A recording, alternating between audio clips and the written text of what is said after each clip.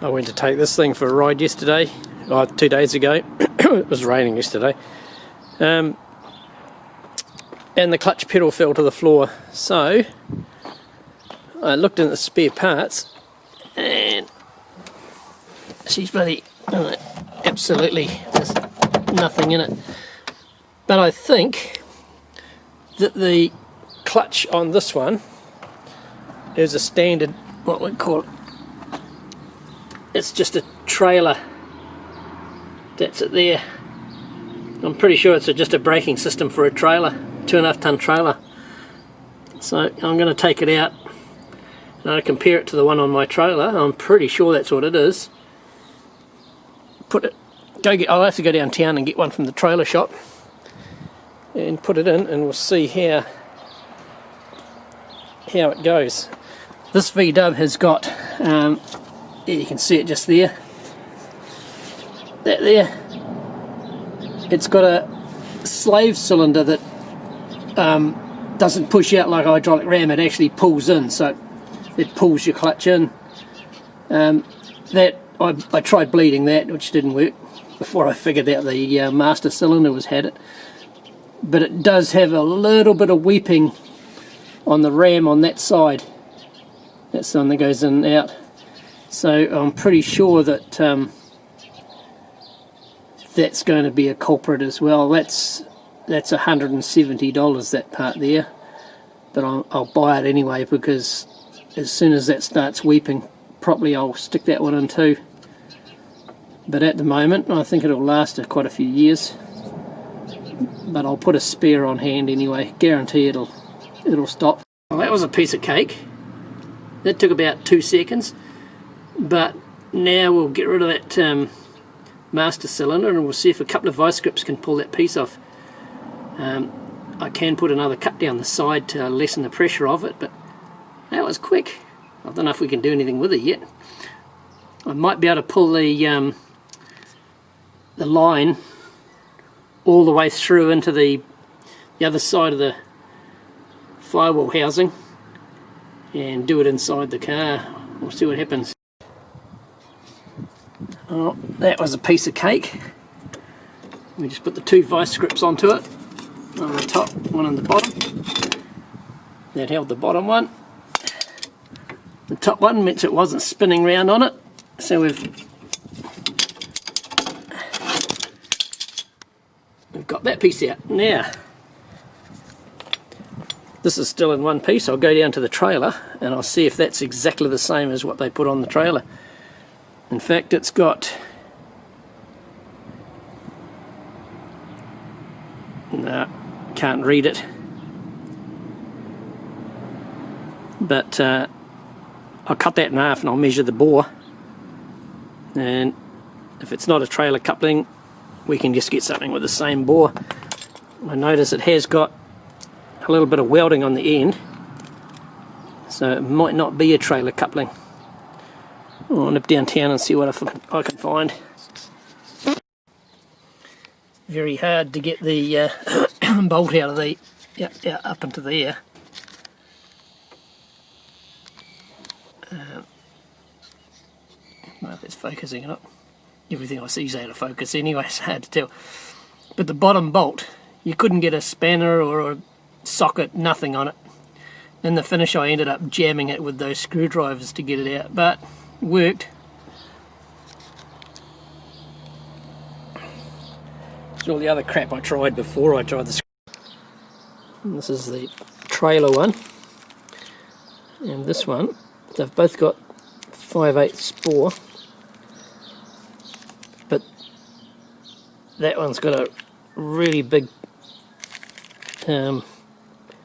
joint on it, whatever you call these things, and this one's got a very small one, so I'm going to have to pull a line out and put a new line. I've got some of this to stick in there,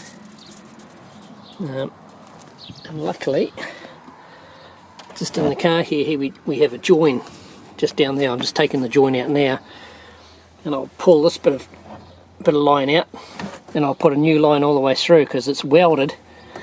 Just in the front it's welded, and we go up to a thicker pipe thin pipe, and then there's a weld and goes up to a thick pipe to go into that other cylinder. So I'll take a new thin pipe all the way through, and I'll take it further to the front, make it a bit longer, and then I can screw it into the master cylinder a lot easier than just feed it back into the car. This one's coming out a lot better than the one in the front. That one in the front was really seized, but it came out alright. So I'm going to have to use that piece there and flare the end for a new one to there, and flare the other end on that one. Well, that's the one I just pulled out. And it's got the big end on it, and it's been welded just here down to this size here. When I cut these, I just cut them with a pair of pliers, and I put a drill up in there and cut them onto the drill. Just go all the way around with a pair of side cutters. It makes a nice neat little join, nice neat little end to put into the flaring tool.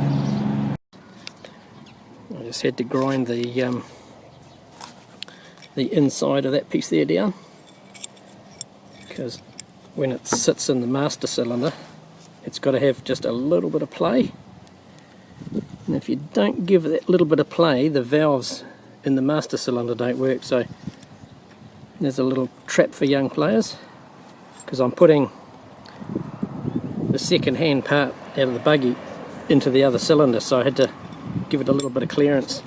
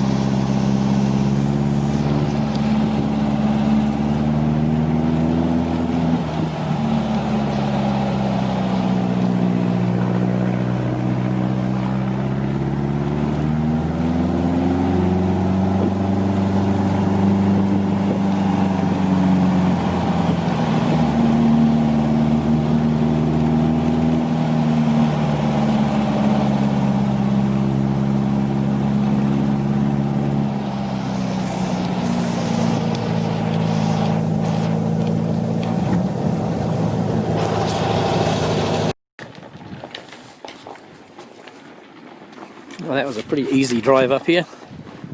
It did the up the hill pretty well. Clutch is working all right now.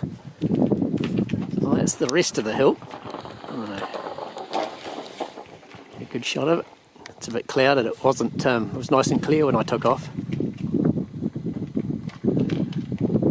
And that's just a up there. That's just a visitors centre.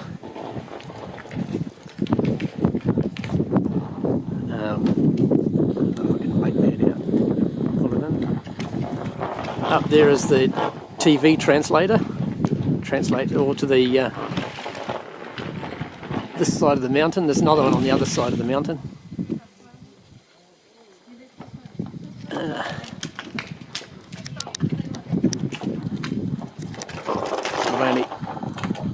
I've only been to the top of there twice.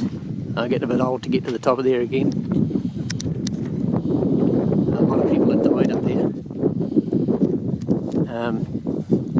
Our weather changes so quickly that it can be fine and sunny like today, and when that cloud comes over like it is up there, you can't see your face in front of your hands. You don't know what's sky, what is ground. Very dangerous. My best mate got killed up there when he was 23 years old. The mountains in the distance. It's very hard to see in my viewfinder. There's, above that big tree there is Ruapehu and Tongariro and Narahoe. They're right in the middle of the North Island of New Zealand, so you get a good cross view from one mountain to another. It's very hard to figure out whether you can see down there. I can't see anything in my viewfinder. My place is down just in that area there.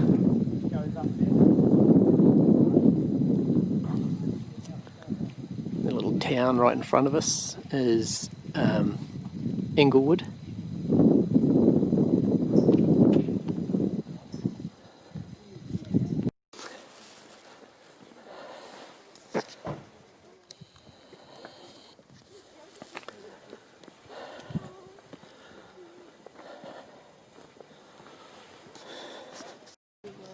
No, insane. We got it all the way up to the clouds. Probably couldn't. Yeah, can you see that tiny village over there? The tiny mountain? Yeah, look at the village over there.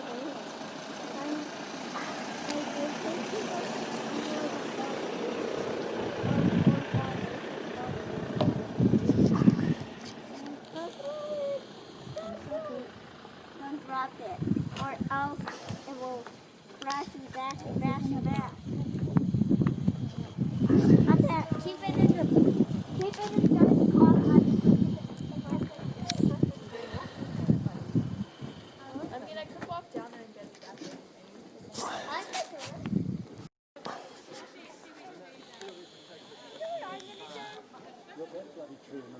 Otherwise it'll be a perfect picture. Downstairs is a good picture, but on the top of that one tree. Yeah.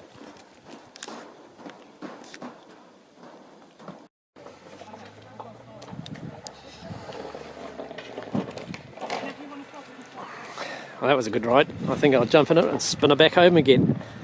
The clutch has got a little bit of feel in it. It's not as solid as when I first did it. There might have been a little bit of aeration in the fluid, so I might just re-bleed it again when I get home.